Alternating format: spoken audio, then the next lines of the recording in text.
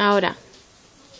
A través de este esquema voy a explicar el libro de Lourdes Basarra y Olga Casanova, titulado Competencia lingüística, un modelo de aprendizaje de la lengua. Bueno, este esquema, al igual que el libro, está dividido en 4 partes. La primera parte referida a la competencia en la comunicación lingüística. La segunda referida a ámbitos de la competencia en la comunicación lingüística. La tercera referida a los cambios que conlleva la incorporación de las competencias en las aulas y los centros. Y por último, la elaboración de un proyecto lingüístico de centro.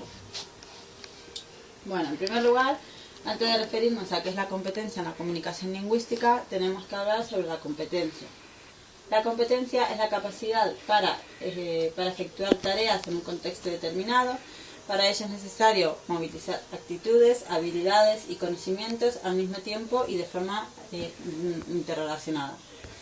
Bueno, según la LOE existen 8 competencias.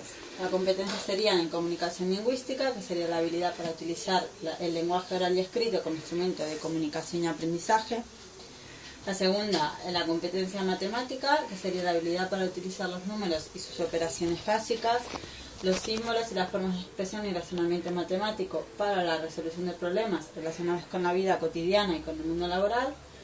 La tercera, la competencia de conocimiento e interacción con el medio físico, ya que el mundo físico, tanto en sus aspectos naturales como los generados por la acción humana, el ser humano está constantemente relacionándose pues tanto con el mundo físico como con la sociedad que le rodea, con lo cual el alumno tiene que ser competente en ese sentido. También el tratamiento de la información y competencia digital, pues es que el alumno se vaya desarrollando en el ámbito de la comunicación y la información, transformándola en conocimientos, utilizando distintas herramientas y soportes. La competencia social y ciudadana, que sería la habilidad para comprender la realidad social en la que se vive, cooperar, convivir y ejercer la ciudadanía democrática. Bueno, estas son algunas de las competencias, o sea, de las 8 competencias, que nos faltaría mencionar: la competencia para aprender a aprender, la autonomía de iniciativa personal, la competencia cultural y artística. Bueno, la competencia en la comunicación lingüística exige, primero vamos a definir qué es la competencia en la comunicación lingüística, que sería el conjunto de habilidades y destrezas que integran el conocimiento, comprensión, análisis, síntesis, valoración y expresión de mensajes orales y escritos, adecuados a las distintas intenciones comunicativas para responder de forma apropiada a situaciones de diversa naturaleza en diferentes tipos de entorno.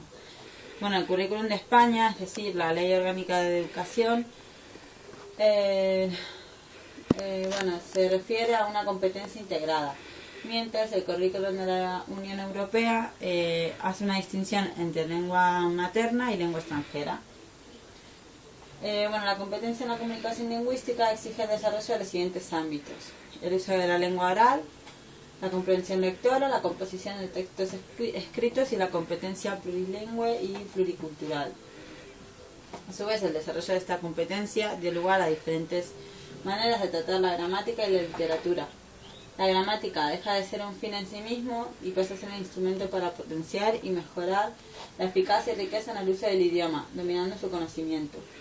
La literatura serían espacios donde escuchar y compartir la experiencia vital, social y personal. Es un espacio a través del cual cada uno conecta su vida con el tiempo que le ha tocado vivir, etc.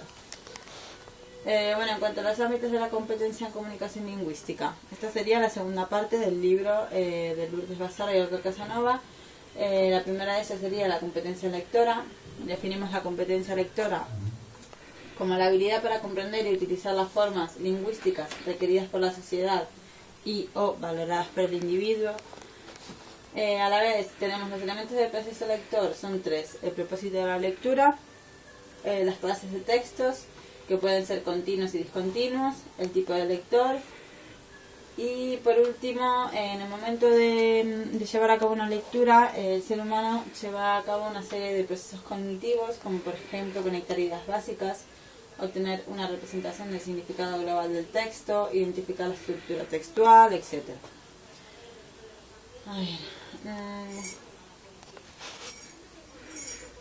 En cuanto a la competencia para hablar y escuchar, la actividad de hablar y escuchar abarca una gran cantidad de situaciones de comunicación de naturaleza diversa y que requieren conocimientos, destrezas y estrategias que son muy diversas.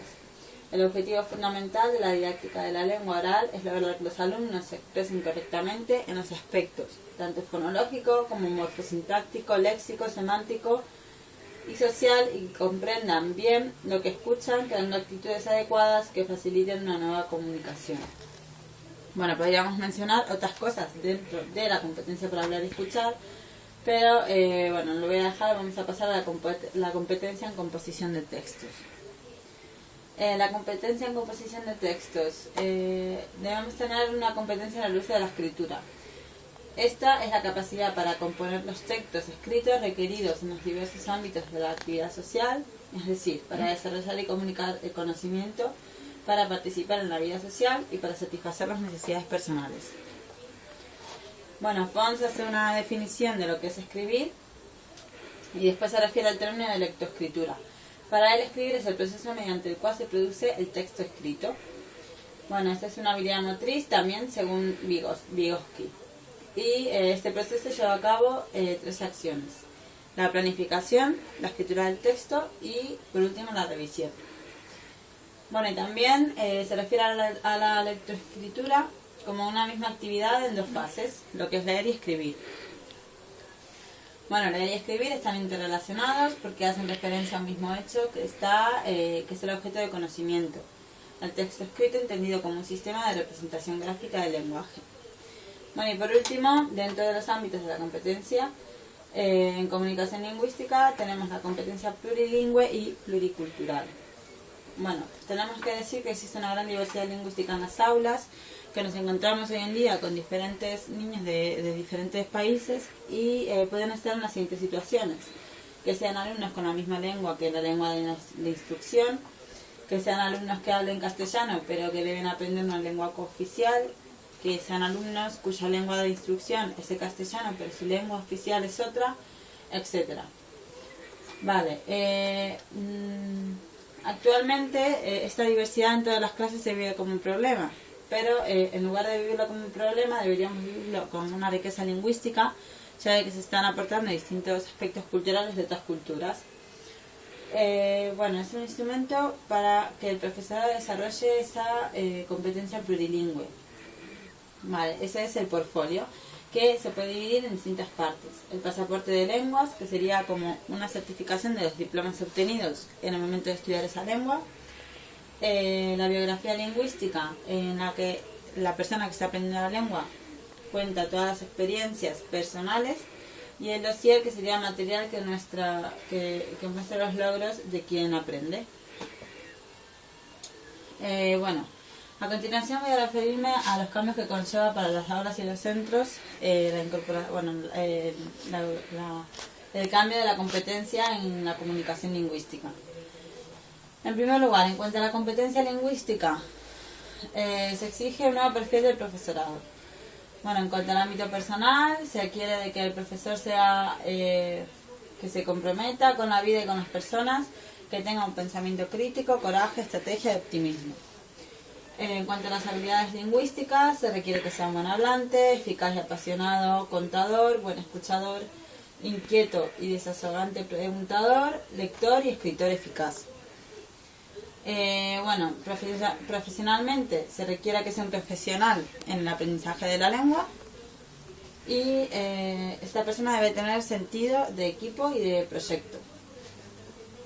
Bueno, también existe la contribución de los equipos educativos. Los equipos educativos tienen objetivos comunes que deben ser correspondientes a cada etapa, ciclo y curso. Estrategias metodológicas, sistema de evaluación y una reflexión. Y en cuanto a la acción de los departamentos de la lengua, se encargan de organizar el aprendizaje de la lengua, de evaluar su calidad y así como digamos que ofrecer distintas pautas de mejora de la calidad educativa y el espacio de investigación e innovación. Digamos que el departamento de la lengua es un espacio de investigación e innovación, además de ser un espacio de formación y autoformación del centro sobre la competencia lingüística. Bueno, en cuanto al giro metodológico, didáctico y de evaluación en el aprendizaje de las lenguas. Bueno, es necesario decir que los buenos maestros te hacen capaz de que un buen aprendizaje, según Claxo, tiene las 3 R's, que sería resistencia, reflexión y recursos. que una buena metodología debe incluir inmersión, imaginación, habilidades inteligentes e intuición. Y en cuanto a la metodología del aprendizaje de la lengua, cualquier aprendizaje debe responder a las siguientes preguntas: ¿qué son las cosas? ¿De dónde vienen y por qué? ¿Y para qué son necesarias? A su vez, esta metodología debe combinar la práctica, lo creativo y la teoría. Y el objetivo es que sientan afecto por las palabras. Y por último, el proyecto de aprendizaje lingüístico. En este proyecto deben participar tanto los alumnos como los profesores y los padres. Los alumnos deben saber qué tienen que saber, qué tengo que saber hacer, cómo sé si lo he hecho bien. Esas son las preguntas que se tienen que hacer. Los profesores se deben cuestionar cómo vamos a ayudar a conseguir los objetivos lingüísticos y competenciales que hemos establecido, y los padres a través de qué estrategias claras, concretas y evaluables pueden colaborar en este aprendizaje. A los alumnos no les basta solo con ir a un buen colegio, necesitan que los adultos formen una conspiración de aprendizajes que les haga involucrarse en su vida y con la vida. Por último, en cuanto al proyecto lingüístico de centro.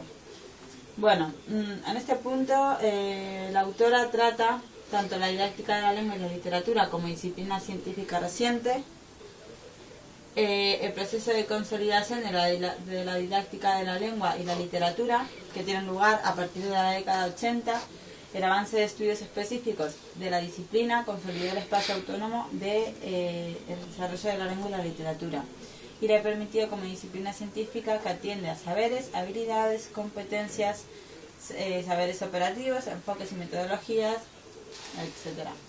A partir de este momento, enseñar lengua deja de ser únicamente sancionar el uso que de ella hacían los alumnos y pasa a convertirse en enseñar a comunicarse empleando la lengua. El profesor podía dejar de ser un comisario gramatical para convertirse en un educador. El objetivo principal de la didáctica de la lengua es formar hablantes competentes y lectores, a la vez que eficaces. Hablantes competentes y lectores eficaces, buenos redactores, individuos desarrollados y capaces de relacionarse con los demás, y también hace referencia a un modelo, a un nuevo paradigma: enseñar comunicación. Si nuestro objetivo no es enseñar gramática, sino enseñar a hablar, entonces parece que la lengua es uno de los contenidos, deja de ser un contenido enseñable para pasar a ser un instrumento que debe aprenderse a usar con propiedad. Con lo cual, ¿cuál es el objetivo de esta literatura dentro del ámbito educativo? Pues es formar alumnos que sean competentes lingüísticamente, que sean capaces de relacionarse en la sociedad, y ya no nos referimos tanto a la gramática, sino más bien a su uso. Bueno, y por último, las autoras proponen un proyecto lingüístico que trata sobre los diversos apartados. El primer apartado se refiere a la convocatoria de profesores, el segundo, gasto lingüístico, el tercero, establecemos un área de mejora, y por último, priorizar y consensuar objetivos, estrategias y sistemas de evaluación comunes. Este ha sido más o menos un esquema de las ideas generales del libro, así que les invito a que lo lean, ya que es muy interesante y nos puede aportar diversas